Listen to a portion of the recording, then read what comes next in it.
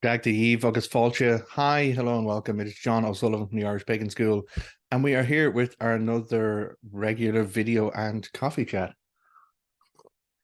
So, just in case you didn't catch earlier videos about that, the reason why I'm calling these coffee chats and starting with a sip of coffee is because I had difficulty doing these videos and following a book called Atomic Habits, the idea of which is that you stack the new habit you want to create on top of an existing habit. It makes it more easy to achieve and more easy to kind of continue doing. So I would recommend that as a resource for those who want to create better habits in their life. Atomic Habits. And so I was not in the habit of doing regular videos, but I was in the habit of having a morning coffee. So now I'm in the habit of having a morning coffee and on Wednesdays doing a video. So the reason why I wanted to kind of check in and chat, or what I wanted to chat about today, is my philosophy, my actual philosophy and my view of my philosophy on life. And it comes actually oddly enough from a long time ago. People referred to me as Stoic. People were like, John, you're just so Stoic. And I understood that as, it was dependable. It was that kind of like able to endure pain and hardship without kind of showing feelings or complaining about it. And I took it as a compliment. It was like, yeah, I was like, I embraced that as part of myself, this idea of just being stoic. But my understanding of it in the beginning was very flawed in that, I just saw it as an ability to put up with things, an ability to just endure things without making a fuss. And that's for many people the definition that they know of when they see someone and they refer to them as stoic. It's that person who almost seems unflappable, is always calm, like no matter what comes along, they just make their way through it and carry on with it. But I realized as I've grown older that I was not fully understanding the depth and the nature of Stoicism as a philosophy, as a like as a way of understanding nature and knowledge and myself.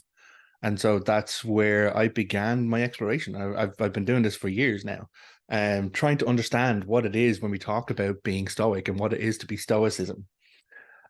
So just for those who don't know, Stoic is a philosophy. It's an actual philosophy. It was actually kind of first put forth by a guy. His name was, oh gosh, I'm going to mispronounce it now. I think it's Zetho of Cyprus, and his story is actually quite interesting because he was a merchant. He was a merchant from Cyprus, and he was shipwrecked. He was shipwrecked in Greece, and he ended up washed up in Athens with nothing. He had absolutely nothing to his name. He was homeless on the streets. He had no way of sustaining himself, no way of supporting himself. But what he did was he went into a bookshop. And with nothing else to do, he realized he had time. And so he was now like purpose poor. He was like financially poor. He was like, didn't have any of those things, but that made him time rich. And instead of falling into despair and despondency and, oh, how the gods could never do this to me and sadness about it, he decided to just take a bit of ownership. And so he went into bookshops and he started just reading anything he could get his hands on. And it was there that he came across the works and the writings of Aristotle, one of the very famous fathers of philosophy. And he talked about it and he realized that like just down the way is where all of these great philosophers, Aristotle, Socrates, etc., were actually doing their talking. So he became a student of Aristotle. But then there was aspects of Aristotle's philosophy that he didn't fully gel with. And he began to explore his own views on things. And then he began to teach. He began to teach himself. And the name Stoic philosophy actually comes from where he was teaching in Athens. There was a big mural on the wall inside this columned area, and it was just sitting outside that where he would actually hang out with those who came to learn from him, like pretty much on the streets, where he would then put forward his ideals about living a philosophical or a stoic existence within his philosophy. Um, so what do we mean by that? Now, I'm not going to whistle stop tour all the way through Stoic philosophy. I am going to get to like the purpose really of why I wanted to share this talk, but in order to kind of get a better understanding of it, we do need to start with those definitions. As I've always said, we have an understanding of things, but unless we take the time to talk about definitions, how can we be sure that we're on the same page or the same wavelength when we're understanding these things or when we're talking about these things? So that's why I'm going through it. So when we talk about Stoicism as a philosophy, it's not about just putting up and shutting up, which is what I thought it was when I was younger. It is about being able to understand that actually the Stoics have a term for this. It's called logos. There's this belief that everything is in everything everywhere, everything in reality is connected, and it's interconnected by cause and effect. In that, as a fundamental rational structure of the universe, when you do something, it has an effect. When there's a cause, it generates an effect. When there's an effect, it generates a cause. And it's this approach that everything is interconnected by that way. But just because you understand that everything has a rational functional form doesn't mean we can control that rational functional form. But what we can control is how we ourselves approach and deal with what happens within those causes and effects. So something may happen to us, like the founder of Stoicism, like he's shipwrecked. That was the effect. The cause was probably a storm. Then he can't control that. He can't, deny the existence of the shipwreck, but he can choose how he approaches it himself, how he moves forward from that moment. Other famous Stoics that we talk about is actually one of the greatest, and this segues into what I have down here I want to share with you. Marcus Aurelius, one of the greatest Roman empires. He was a full-on Stoic, and he went through some of the worst and roughest times as an emperor, like leading multiple kind of conquests all around, his empire. Again, we'll talk another time about the colonization of the Roman Empire, but for an individual, for a person, he suffered a heck of a loss. A lot of his children actually died, and he was dealing with war multiple times throughout his existence. But through all of that, he still maintained this belief that he can't control everything, but he can control how he approaches it and how he deals with it within the Stoic philosophy. Another aspect of that is understanding there are a couple of different 4 tenets, really, that make the cornerstones of Stoic philosophy. And that is wisdom, temperance, justice, and courage. So it's a belief that, there is always time for pursuit of wisdom. And it is that when we know more, when we improve our knowledge, when we gain more experience, when we move to that point of wisdom, then that wisdom can inform everything we do from there. Temperance is a form of restraint. It's this idea of not like complete restraint, not like holding your back, you're restricting yourself, like, which is what I was doing wrong in the very beginning of this. I wasn't just better able to endure difficulties in my life. I was repressing them. I was restraining my emotions in an unhealthy way. But as I've learned more now, it's important to temper my emotions, so that I don't allow my emotions to dictate all of my actions, but that I do allow them to have their space to, as I often talk about, to feel my feelings and allow them to be part of me, because they are part of me, not to deny them, but then also not to overly react to them, to act in a tempered and an even way. And that's what the temperance is about. Justice, when we talk about justice, it is justice. There's a fundamental belief in Stoicism that we are all humans, we are all people, and every single one of us has rights to, respect, to like human rights, absolutely. And so justice needs to be that balanced approach to making sure, like, even if someone does do something wrong, it doesn't remove their inalienable right as a human. It doesn't remove or erase their right to existence, to care, to support, to education, to, food, to shelter. So when we approach all of these things, the justice has to be, again, tempered, and it has to come from that place of wisdom, as it's all connected forward. And then, of course, the last one is courage. But courage isn't about like being able to front up to your enemies and to be like, oh yeah, I'm straight up for the scrap every single time. That's not courage. Courage is the feeling the fear, but doing it anyway.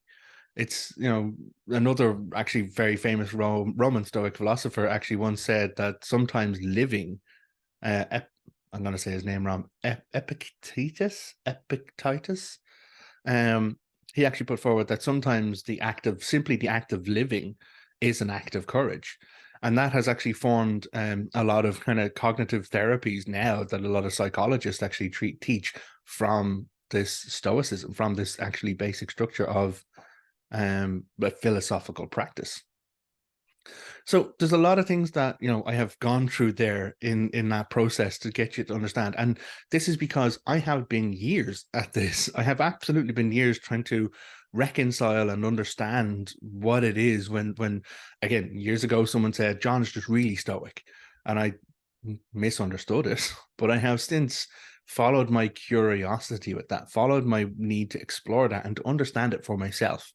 And so now, like when I talk about being a Dagda guy, when I talk about my current spirituality and the teaching that I actually do, elements of that teaching are informed by my view of Stoic philosophy, by my view of knowledge, reality, nature, everything around me.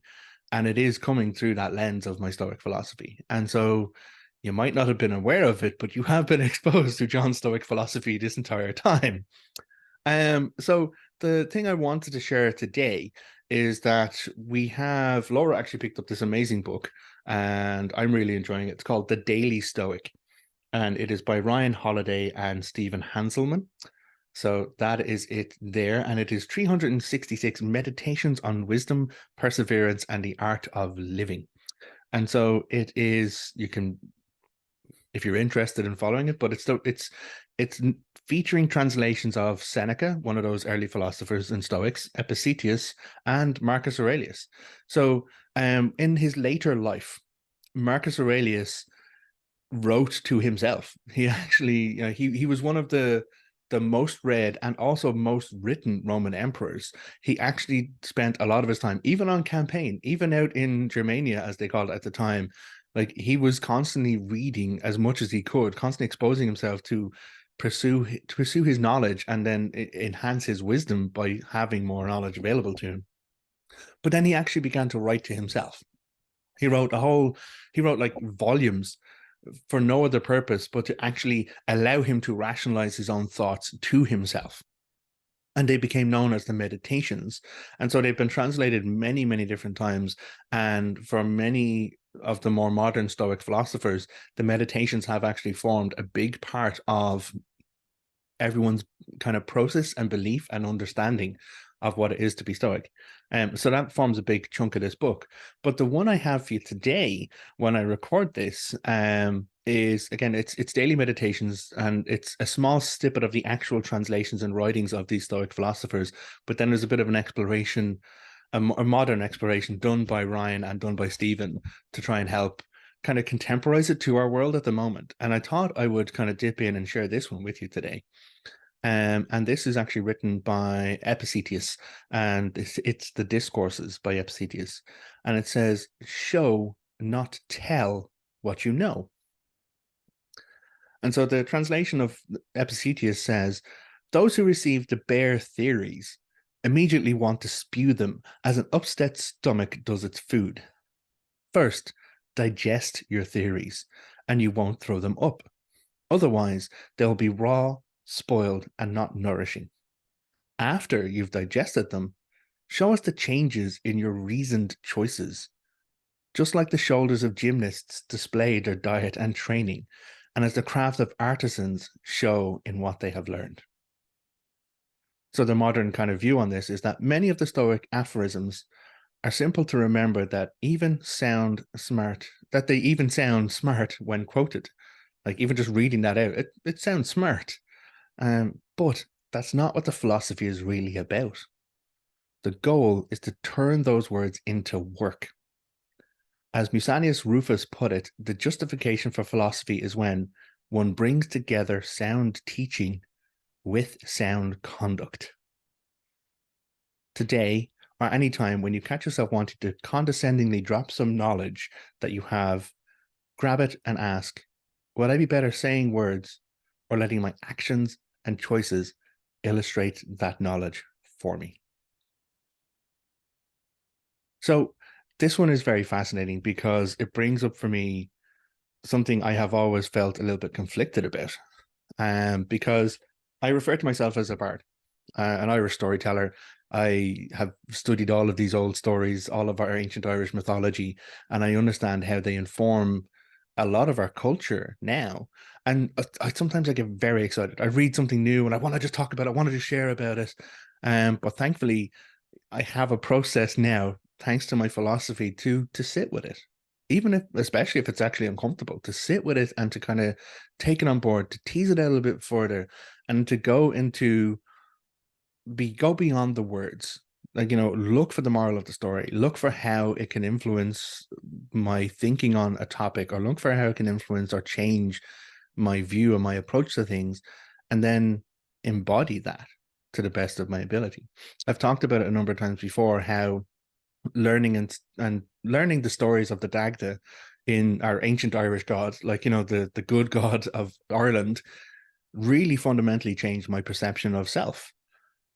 Not that because I was specially chosen by a god in any way, shape, or form. Absolutely fucking not. It's because I did the work, I read the stories, and then through the enhancement of my knowledge, and then the sitting with it and the having experiences to generate the wisdom, and approaching it from a temperance of emotional response, this chewing it down, digesting it, taking the moment to kind of explore it for myself, allowed me to reach a better understanding of how it can inform my life forward. And people, I'm very honored and delighted that people have looked at me and said, John, you're an example of healthy masculinity. I get that because I've done this work. I've explored these stories. I've read even the uncomfortable stuff where dad just straight up murders some people because of the loss of his son. That taught me about grief, but it taught me about how to the right way and the wrong way to handle extreme emotion. But then also when we look at the Dagda in all of his stories of service, time and again, when there's an issue or there's a conflict or there's a coming kind of battle or anything like that at all, the Dagda steps up and says, okay, well, what do my people need me to do? And I will get it done. And it is done. He follows through on his word. He's as good as it. But then also when we actually get to justice, that aspect of justice, when another one of the Dagda's children, Aed, is killed, at the Dagda's king in this story at the time, and everyone calls for Aed to be killed because, he killed your son. You should actually kill the person. No, sorry. Aed was killed by one of Aed's bondsmen. Gosh, I can't remember his name at the moment, but essentially that guy then gets caught and he's brought to the Dagda and ever demands for his death. And the Dagda's like, that's not justice. That's not balance. And in that, he then sends Aed off to carry his son's body until he can find a stone fit for his son to be buried under.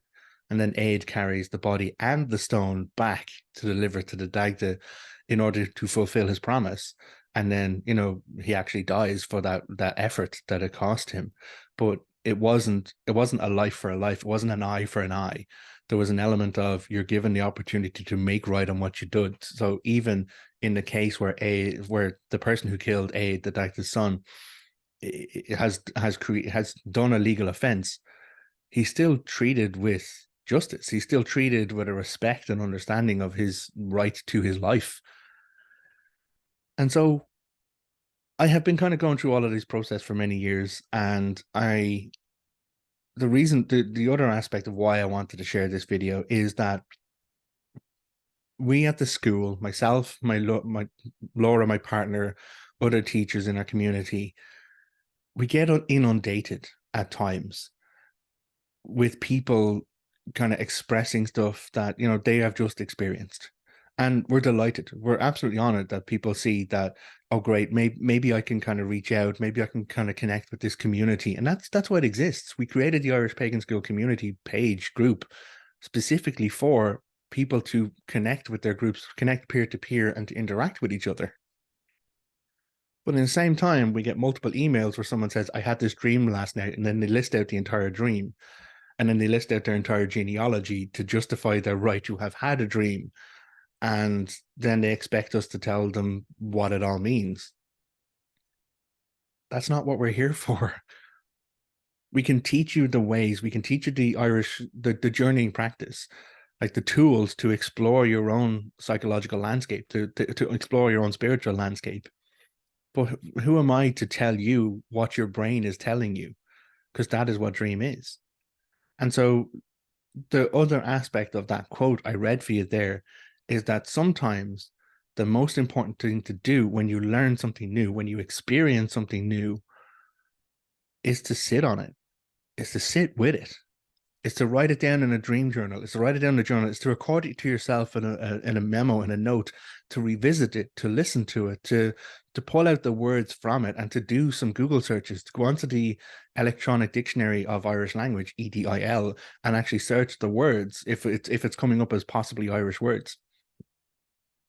That way, you're not just consuming an information and then regurgitating it up. You're consuming the information and then you're digesting it. You're taking time to kind of tease it apart, to understand it. And it's only then that we really get the proper nutrients, the proper kind of growth and understanding of what it is we're experiencing in our lives, what it is our brain is telling us, what it is that our emotions are telling us, or our spiritual connection with the world around us, or what the nature and the environment around us is telling us. Because we constantly exposed to multiple forms of sensation, multiple forms of information all day long. And when we go to sleep, our brain is supposed to parse that. Our brain is supposed to try and figure that out and then archive it and understand what's happening. And that's in many cases what dreams are. It is the mind rationalizing out the realities of information that we have just been bombarded with throughout the day through all of our senses. So the best thing to do is to document it. Absolutely. Like Marcus Aurelius, he literally wrote volumes of content just for himself. He never wrote it to publish. He never wrote it to be like, make a big deal of himself and that. He just literally every evening he'd be sitting down, and it wasn't just a journal. It wasn't just a diary. It wasn't just, oh, well, today I had this. He went deep with his exploration of self. There's great ones in there where he talks about, a conflict that happened that day. It doesn't mention what the conflict is because it's not about the conflict. He goes into how it made him feel, how he then questioned his emotions, how he then processed through that to then find a deeper understanding of his own balance, this within the logos, within this interconnected cause and effect, to then rationalize his own approach to deal with it. Because it's not about what happened. It's not about the conflict. It's about how he can process it for himself. And so he has been like thousands of years ago, this guy was doing that practice and it worked a heck of a lot. So it can still work for us today. So I'm not saying don't engage with community. I'm not saying don't engage with our peers. That is exactly why it exists. 100%. We create the Irish Pagan School community. We create the Irish Pagan School to give the information, to provide the learning and the teaching, so that then people can take it deeper for themselves. People can digest that information and grow from it, be nurtured by it, gain the nutrients from what they have learned, but then also change their practices. Because it's not about just showing that you have the knowledge, not by like shouting it out or saying it to oh, well, here's what I know. It is about changing and shifting your daily life to live or to show through your actions how you have changed and grown from that. As it said there in that quote from Musanius Rufus, one brings together sound teachings with sound conduct. The philosophy only comes into effect when the sound teachings are connected with sound conduct. It is not about, just voicing off that it's about living the values. It's doing the thing that you have learned. And, sometimes you might need support with that. Absolutely. Sometimes you might need, okay, well, here's me doing the 5-day journey with the Morrigan that's available there in the school, or here's me doing the guided meditation practices. And you might want to share that information or to, interact with others in the community for support. But the most important aspect of all of that is that you do it for yourself, that you grow for yourself, and that you embrace the fact that it is your journey, no matter which teacher you're listening to, no matter what process you're experiencing. And that's the only way you or any of us, me included, get to be better than we are now. So I will say thank you very much for listening to me. I know we started very oddly with John's philosophical view of the world, but hopefully we brought it through to where something may have made sense for you or connected with you yourself. It is worth taking time to consider your philosophy. Like, what is your philosophical outlook on reality? What is your philosophical outlook on the world, on nature, on knowledge? Are you someone who would consider themselves Stoic? Are you someone who would consider yourself, following the teachings of Aristotle or Socrates? There are many other great thinkers out there. And for me, it's important not to get caught up on the thinking or the branding. Again, I was given a word. Someone's like, oh, John Sully, actually, he's so stoic, and it was only when I learned more that I realized that was a philosophy. So it might be worth exploring your own philosophy. Do you have one? And I'd be interested, like, what are your thoughts on philosophy, on your behavioral traits or your guiding principles? Do you have guiding principles for your behavior? Because that is another definition of a philosophy. So, again, thank you very much for being with us here at the Irish Pagan School. We're very, very delighted. We're very honored to be doing this work on a regular basis, forming these community spaces. And as ever, do make sure you pop down into the links below. We have a great resource available, which points at good resources for Irish paganism. So be able to kind of get that download, but it also gets you onto our mailing list where you can interact with other amazing, awesome Irish pagan people and get your invites and your other kind of resources that we send out on a regular basis. I will also actually include a link to a very short video. It's on TED Ed. It's a YouTube video, as I think, and it's the philosophy of Stoicism. And so that will, if you're interested in wanting to know more about the history and the philosophy of Stoicism, that might be a short thing you could kind of pop into and understand. But again, as we have said in today's kind of touch on the Daily Stoic, digest it. Take on the new information, but sit with it, take time with it.